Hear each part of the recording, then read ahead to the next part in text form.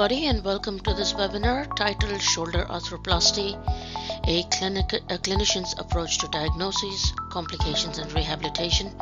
My name is Dr. Reena Pandya and I'm a physiotherapist for almost 25 years now with a keen interest and specialization in musculoskeletal physiotherapy. I have attained my DPT from the University of Michigan, and I am a senior clinical lecturer in the University of West of England in Bristol.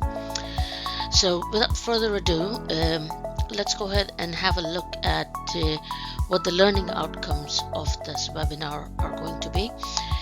Firstly, we aim to understand the intricate anatomy of the shoulder joint, the acromioclavicular joint, the scapulothoracic joint, and the sternoclavicular joint, and of course the glenohumeral joint.